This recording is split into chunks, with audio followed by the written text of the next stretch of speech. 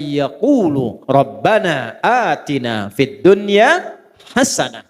Jangan ragu-ragu kalau yang ini. Wa fil akhirati hasanah. Wa qina.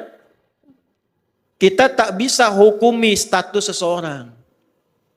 Tak bisa hukumi iman dan baiknya seseorang. Tapi kita bisa melihat tapak dan jejak kebaikan yang ditinggalkan oleh orang itu. Kan kalau ingin lihat orang husnul khatimah, baik atau tidaknya, karena itu husnul khatimah, bukan husnul bidayah. Husnulnya di akhir. Kebaikan tampaknya di akhir. Setelah wafat, tampaklah kebaikan-kebaikannya. Virallah kemuliaan-kemuliaannya. Itulah kemudian yang kita ikuti tapak jejaknya. Maka bagaimana menjadikan semua nilai kebaikan itu punya nilai di akhirat?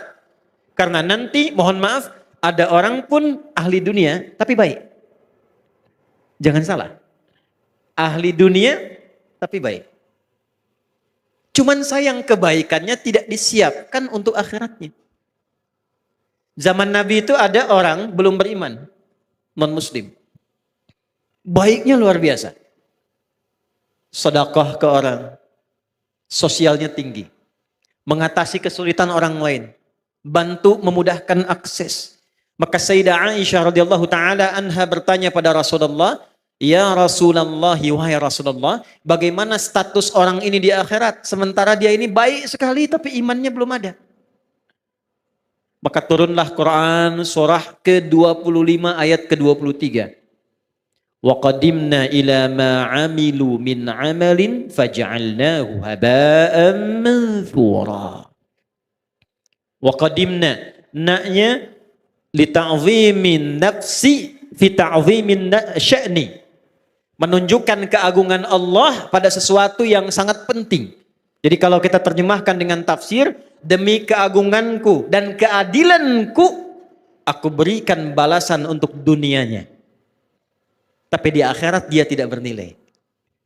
Jadi kalau ada orang berbuat baik untuk dunia, tapi dia tidak siapkan untuk akhiratnya, keadilan Allah menjawab dan membalas kebaikan dia itu di dunia. Tak adil kalau Allah balas di akhirat. Sebab dia berbuat baik dengan hukum dunia, maka Allah balas pula dengan hukum dunia. Tuh. Baiknya karena dunia, maka diangkat orang itu. Disebut-sebut orang itu. Disanjung orang itu. Ada pula yang mendoakan. Tapi kalau tidak ada kunci akhiratnya, di akhirat kebaikan itu hanya akan menjadi debu yang berterbangan. Detil Al-Quran. Debunya terbang. Kalau terbang kan tak bisa ditimbang. Kalau debunya hinggap, masih ada berat. Tapi kalau debunya terbang, bagaimana menimbangnya? Maka kunci pertama, bagaimana kita menyiapkan bekal ke akhirat tanpa meninggalkan dunia. Yang pertama, rubahlah rutinitas dunia kita menjadi ibadah. Satu.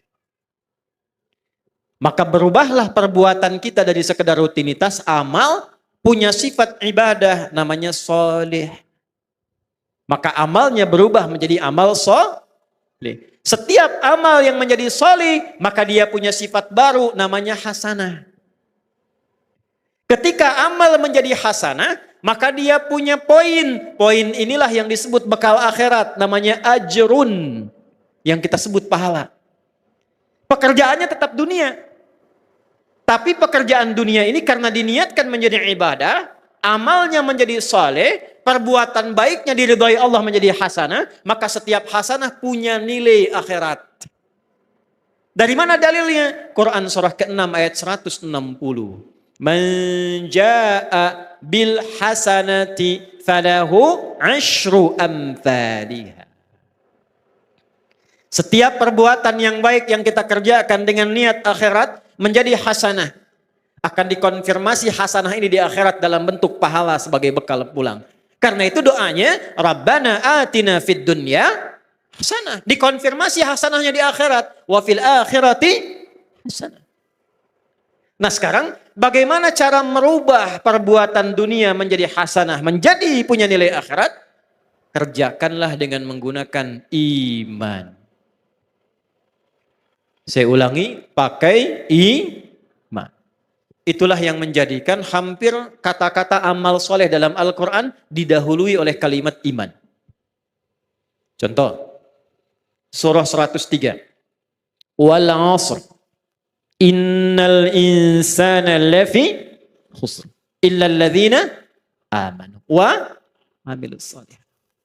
Jadi kalau ada iman, sudah pasti perbuatan kita itu dibimbing iman jadi amal soleh. Bukan sekedar amal. Kalau amal saja belum tentu soleh, jadi dunia. Ini gelas untuk minum. Diisi air, kemudian kita minum. Minumnya pakai iman. Maka minum itu amal, meminum menggunakan iman berubah amal menjadi soleh. Minumnya fungsi menghilangkan haus. Imannya menjadikan aktivitas minum punya nilai ibadah. Dituliskan 10 pahalanya. Jelas? Yuk kita detilkan ya. Kita detilkan. Pelan-pelan. Rubah kegiatan dengan menggunakan iman. Bapak Ibu kalau ingin mau cek, semua fungsi tubuh kita ketika disebutkan dalam Al-Quran, itu umumnya disebutkan imannya dulu, baru fungsi tubuhnya. Jadi kita ini melihat saja sekarang, itu melihat, itu pakai iman Bu. Kalau ingin dapat pahala akhirat. Jadi urusan melihat saja ini ada pahalanya. Urusan bicara pun ini ada pahalanya. Kapan melihat berpahala? Kapan berbicara melahirkan pahala untuk bekal akhirat? Ketika melihat, berbicara, mendengar menggunakan iman. Saya tanya ibu sebentar. Bu, apa fungsinya mata? Tuh, salah kan? Mata bukan sekedar melihat. Kalau melihat saja, itu fungsi dunia, tidak beda dengan hewan. Kambing melihat. Kambing melihat tidak? Melihat. Ayam melihat. Elang melihat. Mata elang lebih tajam dibanding mata kita. Elang di udara, anak ayam kelihatan. Ibu naik Garuda, anak sendiri tak tampak. Hah? Tapi mata kita dihisab, mata elang tidak. Karena itu, karena hisab adanya di akhirat, maka hukum akhirat kita pakai, melihatlah pakai iman. Dari mana rumus melihat pakai iman? Laki-laki Quran surah ke-24 ayat 30, perempuan ayat 31-nya. Imannya disebutkan, baru fungsi matanya. Qul lil mu'minina yaghuddu min absarihim. Qul katakan Muhammad, viralkan. Bahasa sekarang viralkan tuh, viralkan. Ya, karena orang sekarang senang yang viral. Ya. Kalau Nabi sudah sampaikan, sudah kita like and subscribe saja. Tidak usah banyak komen, tinggal viralkan. Qul lil mu'minina, Muhammad katakan, viralkan pada pria-pria yang masih merasa punya iman. Awas loh. Bentuknya, awas hati-hati. Isim fa'il dalam bentuk maf'ul, kata benda, bukan kata kerja. Allah tidak mengatakan qul lil ladzina amanu. Allah tegaskan kullil mu'minin. Ketika ada objek, ya, kita yang diminta ini, objek itu kita.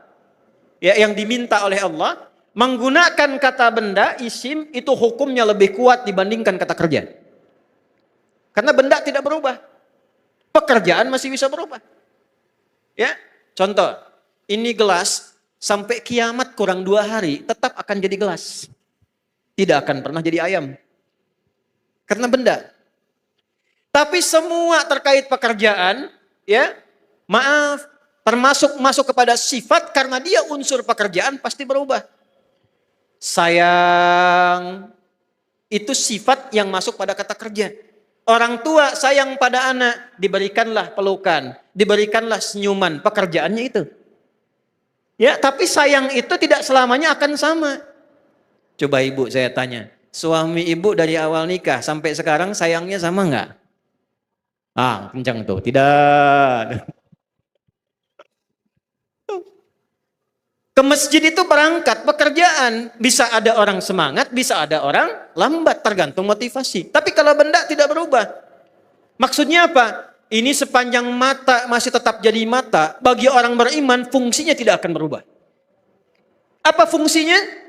Yaghuddu min absarihim, imannya akan membimbing matanya hanya untuk melihat apa yang dibenarkan oleh imannya.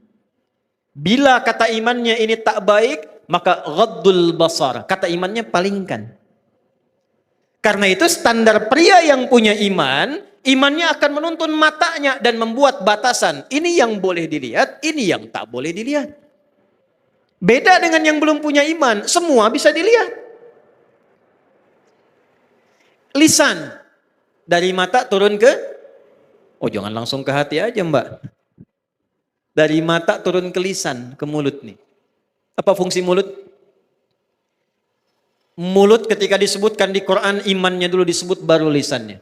Ya ayyuhalladzina amanu, imannya dulu. La yashar qaumin qaum, la yaghtab ba'dukum ba'da. Nabi kuatkan, man kana yu'minu billahi wal yaumil akhir, imannya dulu, falyakul khairan aw liyas. Ternyata mulut fungsinya untuk berkata yang baik-baik. Kalau punya iman.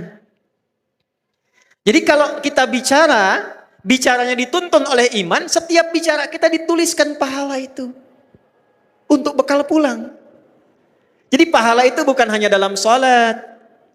Pahala bukan hanya dalam zikir. Setiap kata-kata kita zikir. Setiap langkah kita itu zikir. Kalau diniatkan lillah untuk ibadah, itu ada pahalanya.